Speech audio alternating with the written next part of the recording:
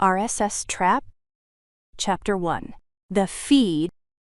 The Bluetooth connected without her permission, and her husband's voice filled the car, describing the woman he'd married as if she were already dead. And the thing about Elena is, she doesn't know she's doing it. The manipulation. It's so deeply ingrained that she probably believes her own version. Elena Vance's hands froze on the steering wheel. The traffic light ahead turned green, then yellow, then red again while she sat motionless in the left lane. Like last Tuesday, Mark continued, his voice warm and confiding, the voice he used at dinner parties, the voice that made people lean in. She came home 40 minutes late. No text, no call. And when I asked where she'd been, she turned it around on me, made me feel like the crazy one for asking. A car horn blared behind her. Elena's foot found the gas pedal automatically, carrying her through the intersection while her husband's voice poured from every speaker in the Audi. That's the pattern, right? Classic Darvo. Deny, attack, reverse victim, and defender. A woman's laugh, not Elena's. Younger. Delighted. You've done your research, Mark. 3 years of it. Her husband was on a podcast. Her husband had a podcast about her. His iPad must have synced when she got in the car. She'd borrowed it last weekend to read a recipe, forgot to unpair, and now his podcast app had hijacked her Bluetooth. And here she was, listening to him describe her to strangers like she was a specimen under glass. The Modern Male Podcast. Episode 99. She pulled into the first parking lot she saw, a Chevron station. Fluorescent lights buzzing against the October darkness. Put the car in park. Didn't turn off the engine. The lot was nearly empty. One pickup at the pumps, a man in a Cowboys jersey scrolling his phone while diesel flowed. A fluorescent tube above pump 3 flickered, the only sound besides the distant highway hum. Normal Tuesday night, normal world carrying on around her while she sat with both hands still wrapped around the steering wheel, knuckles pale in the dashboard glow. She noticed the coffee stain on the asphalt near pump 2. Someone had dropped a cup there, maybe hours ago. The brown splatter had dried into a shape that looked almost like a bird. She watched it because watching it meant not deciding what to do next. Her phone showed 3 texts from Mark. Picked up Lucia's. Your usual. Home by 7:30? Love you. She breathed. In through the nose, out through the mouth, the way the therapist had taught her, the therapist Mark had suggested. The therapist she'd been seeing for 8 months, because Mark had noticed she seemed distant and wanted her to quote, have someone to talk to. Something occurred to her then, a thought that pressed against the inside of her skull like a migraine if he'd been recording for 3 years. Had the therapy been his idea because he cared? Or because her sessions gave him content? The man in the Cowboys jersey finished pumping, climbed back into his truck, drove away. For a moment, Elena was alone in the lot. Just her, and the buzzing lights, and her husband's voice still coming through the speakers, describing someone she didn't recognize. She picked up her phone, set it down, picked it up again. The screen glowed through her fingers. Her thumb scrolled up. 99 episodes. The first one dated 3 years. 2 months, 6 days. She did the math twice, right after their 5th anniversary trip to Portugal. The trip where she'd thought they'd reconnected. The trip where she'd cried on the balcony in Sintra and told him she wanted to try for a baby. He'd started recording 6 weeks later. She scrolled through the titles, thumb moving faster than her brain. Episode 1, Why I'm Doing This. Episode 7, The Silent Treatment. Part 1. Episode 15, Her Family Enables Her. Episode 23, When She Cries. Episode 31, The Sex Weapon. Episode 41, The Other Man.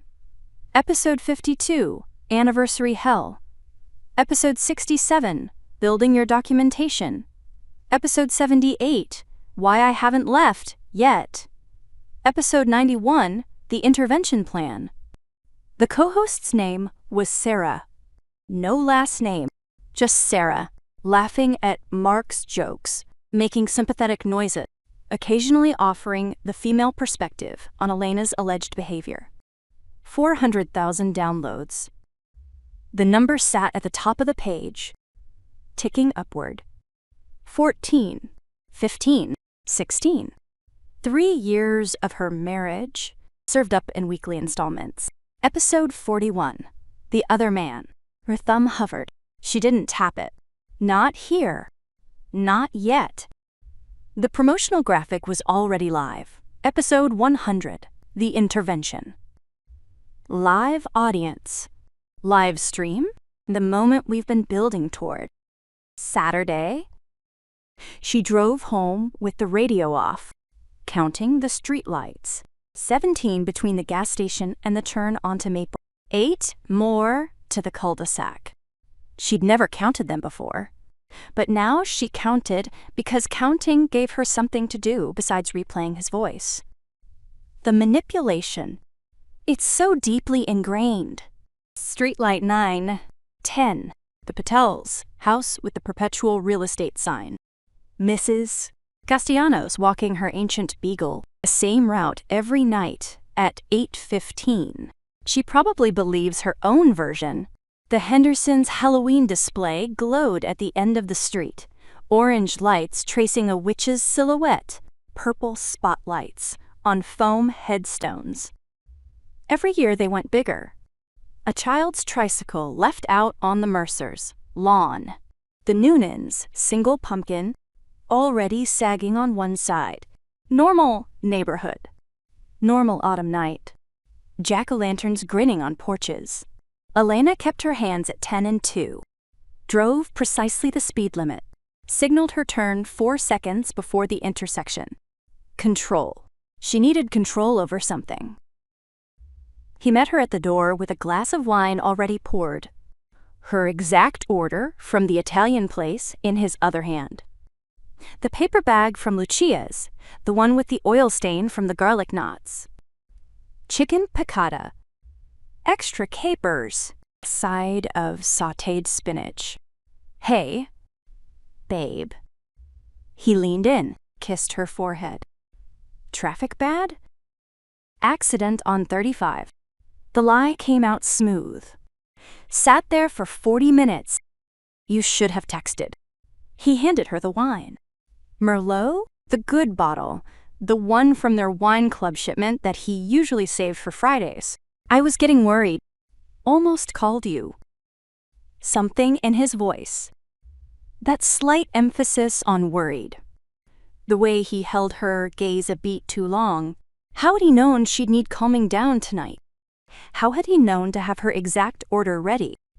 The good wine open. The candles on the table. Candles they usually saved for company? Elena's free hand drifted to her collarbone. Touched the skin there. An old habit. A tic she'd never been able to break. A self-check. I'm still here. I'm still real. I know. Sorry. She stepped past him into the kitchen, setting the wine on the counter untouched. I couldn't find my phone and my purse.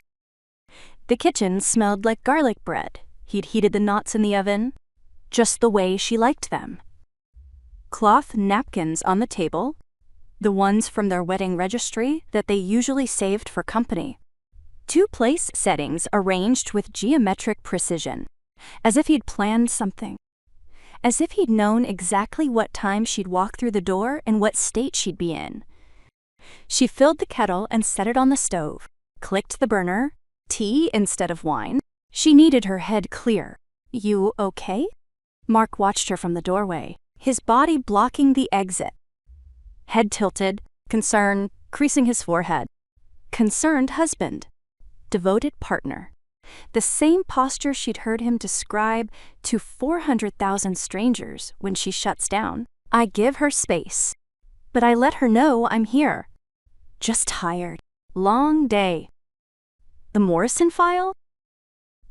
The Morrison file. She opened a cabinet, took down a mug.